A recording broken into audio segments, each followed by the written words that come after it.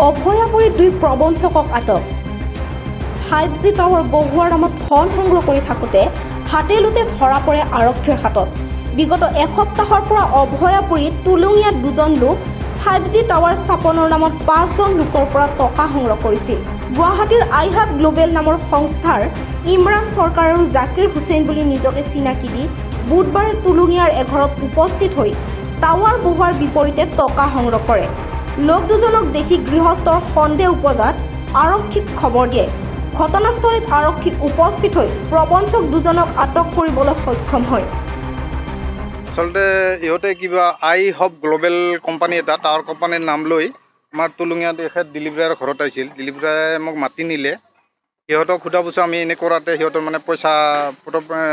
tower বহাব প্ৰথমে কিন্তু এডভান্স পইচা লাগে সিহঁতৰ পৰা অলপ পইচা ল'ল আৰু আমাৰ গাঁৱৰে জিতু ৰায় আৰু বিমল ৰায়ৰ পৰা 5,000 আৰু জিতু ৰায়ৰ পৰা 3,000 টকা ইতিমধ্যে ইহঁতে লৈছে ইহঁতে আহি আৰক্ষীৰ ওচৰত জনাইছে ছাৰ সিহঁতেও সুধিছে হয় ইহঁতে লৈছে ই দুজনে লৈছে বিমল ৰায়ৰ আজি এসপ্তাহমান হ'ল ইহঁতে গুৱাহাটীৰ পৰা বোলে যিখিনি টাৱাৰৰ কাৰণে বস্তু লাগিব সেইখিনি ভাড়াৰ কাৰণে সিহঁতক পইচা লাগে এনেকুৱাতো কোনো